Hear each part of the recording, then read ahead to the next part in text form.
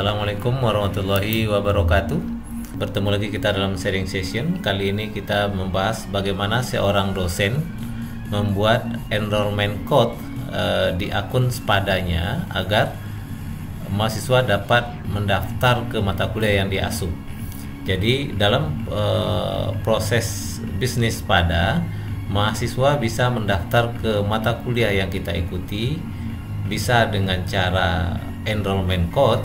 Berarti kita memberikan kode ke mahasiswa dan mahasiswa itu mendaftar, atau kita mendaftarnya secara manual. Maka dalam kesempatan ini kita memberikan cara yang paling mudah yang bisa dilakukan oleh dosen, yaitu memberikan kode agar mahasiswa bisa mendaftar ke mata kuliahnya.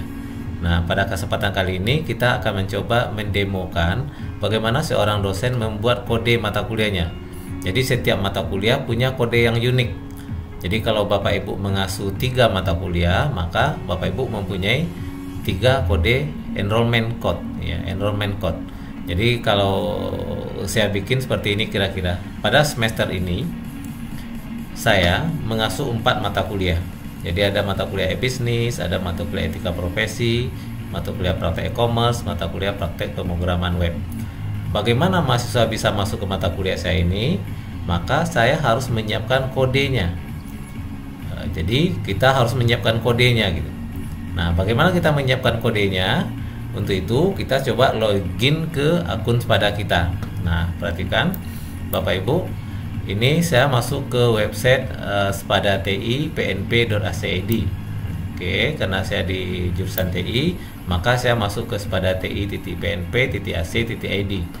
Bapak Ibu telah dibuatkan akun oleh tim admin Spada dan sudah didaftarkan oleh Kaprodi mata kuliah yang Bapak Ibu asuh pada semester depan. Oke, jadi kita login. Silakan Bapak Ibu klik menu login. Lalu isikan username dan password Bapak Ibu. Ini saya sudah masuk username sama password. Saya klik menu login. Nah, tandanya kita sudah login, Bapak Ibu sudah muncul nama Bapak Ibu di bagian paling atas. Nah, ini saya sudah muncul foto karena saya melakukan proses edit profile, nanti ada untuk memasukkan foto. Nah, yang paling penting adalah di menu sebelah kanan berikut ini, sebelah kiri ya. Di sebelah kiri Bapak Ibu perhatikan, yang pertama Bapak Ibu bisa milih pilihan bahasa. Ini Bapak Ibu menggunakan bahasa Indonesia atau bahasa Inggris. Misalnya saya pilih bahasa Inggris gitu. Maka nanti di dalamnya akan berbahasa Inggris perintah-perintahnya. Nah, yang menarik adalah di bagian My Course. Bapak Ibu begitu login pastikan ada menu My Course ini, dan begitu diklik sudah muncul mata kuliah yang Bapak Ibu asuh. Oke, ini yang pertama Bapak Ibu cek ya. Jadi begitu Bapak Ibu sudah dapat akun dari admin atau dari Kaprodi untuk masuk ke Spada Bapak Ibu masing-masing, apakah itu di TI, di mesin, di sipil dan lain sebagainya, maka sesuaikan.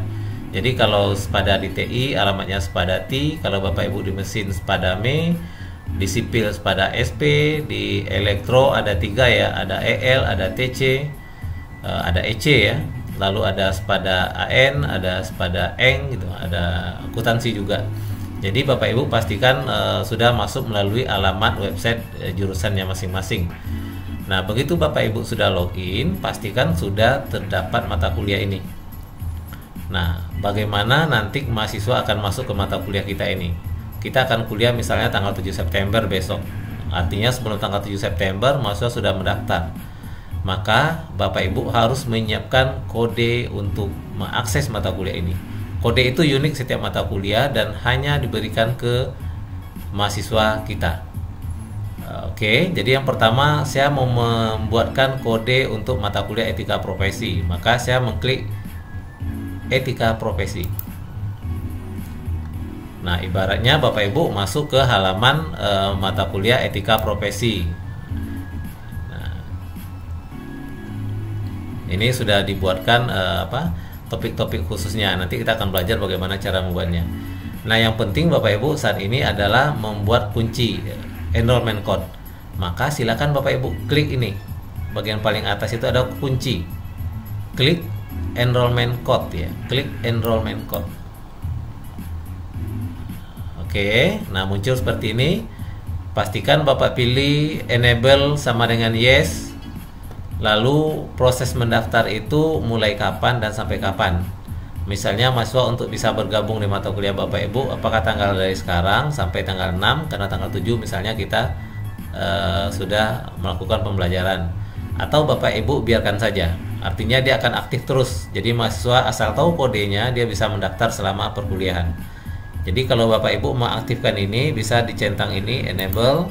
Kita mulai dari tanggal sekarang, lalu berakhir tanggal misalnya tanggal 6 atau tanggal 7. Jadi mahasiswa akan melakukan proses pendaftaran di mata kuliah kita mulai tanggal 2 sampai tanggal 7. Lewat dari tanggal itu dia tidak bisa lagi, kecuali kita aktifkan lagi ya. Nah ini Bapak Ibu bisa juga dinonaktifkan, artinya berlanjut terus. Jadi sudah mulai kuliah masih bisa daftar lagi. Nah itu boleh, itu kita serahkan kepada Bapak Ibu. Yang penting mahasiswanya sudah lengkap hadir di kelas masing-masing. Nah kodenya ada di bawah. Nah kodenya ada di bawah Bapak Ibu. Yang di bawah ini mohon diabaikan dulu. Ini karena di TI kita bikin bergrup ya. Jadi Bapak Ibu yang tidak grup cukup ini saja. Jadi untuk mendaftar di mata kuliah etika profesi itu cukup diambil kode ini, saya copy, saya simpan di sini. Etika profesi berarti kodenya ini. Oke Bapak Ibu ya. Lalu yang lainnya, yang lain kalau ini kita bikin grup, Bapak Ibu di tempat lain mungkin tidak pakai grup, jadi mohon diabaikan saja. Kalau seandainya Bapak Ibu kode ini sudah tersebar luas dan ternyata banyak orang yang mengakses kode ini gitu kan, Bapak Ibu bisa regenerate code, artinya dibatalkan yang ini, dia akan muncul kode yang baru. Nah kemudian klik save. Nah selesai untuk mata kuliah 1. Lalu untuk mata kuliah kedua bagaimana? Klik lagi my course, pilih mata kuliah berikutnya, e-business. Nah lalu di sini klik lagi gambar kuncinya, kita aktifkan sama seperti tadi, kita ambil ini kode ini, kita copy, saya simpan ini di e-business. Saya klik e-business. Lalu mata kuliah berikutnya seperti itu, pilih my course. Ini jangan lupa di save karena nggak ada, kalau nggak ada perubahan nggak perlu ya. Kita klik save, praktek pemrograman web. Ini sudah ada beberapa mata materinya. Ini saya klik kunci. Lalu juga ini saya ambil kodenya ini, praktek pemrograman web.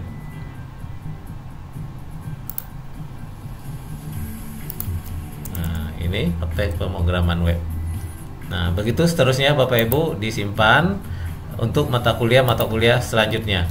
Jadi pastikan semua mata kuliah Bapak Ibu sudah dapat kodenya, dan kode tersebut Bapak Ibu beritahu mahasiswanya agar mendaftar dengan kode tersebut. Nah teknisnya bagaimana? Bisa Bapak Ibu beritahu ke ketua kelasnya, lalu ketua kelasnya yang menyampaikan ke teman-temannya, atau melalui prodi, barangkali prodi punya grup WA, jadi silakan sampaikan ke kaprodi. Inilah daftar mata kuliah saya, dan ini adalah daftar enrollment code di mata kuliah.